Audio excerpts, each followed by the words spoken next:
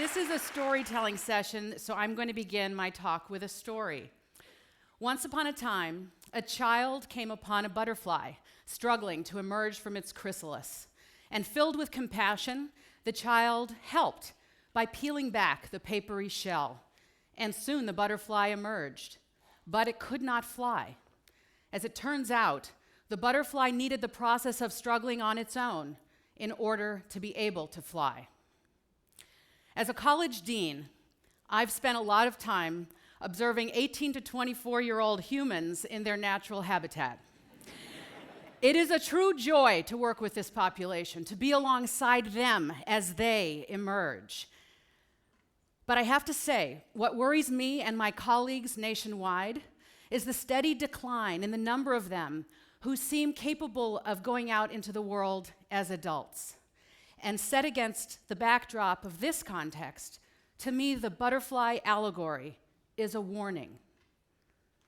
I am also a parent, and I know we parents want to do all we can for our kids, but I'm worried that in American middle and upper middle class society today, with the best of intentions, we've constructed what I call the padded cell of childhood. Nervous giggle.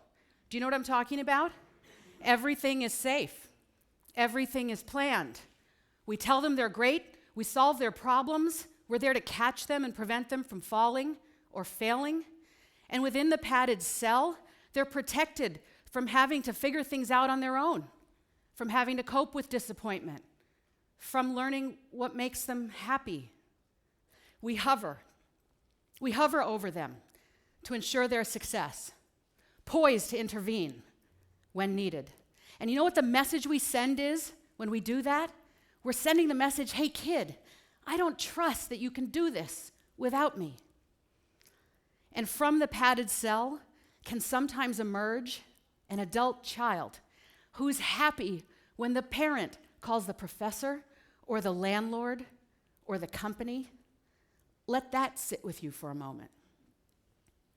As concerning as the parent behavior is, what I find truly alarming is the sedate contentedness of this small but growing number of young people who've been raised this way.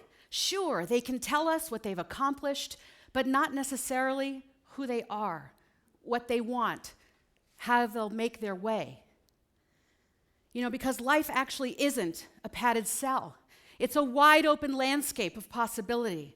And yeah, their parents are in the landscape now, but they won't be forever, and then what?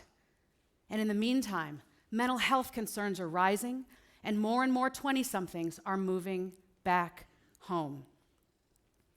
I have to say, I'm a little bit worried about what this means for us as humans, survival of the species and all that, but I still think there's time for us to do right by these amazing young people in our midst, our children, our future. They need to find their own voice and honor what they hear. We need to back off. It's our job as parents to put ourselves out of a job. And we succeed only if we've raised an independent adult. Sure, we want to know our offspring are going to emerge from that chrysalis, but it's their job to do so.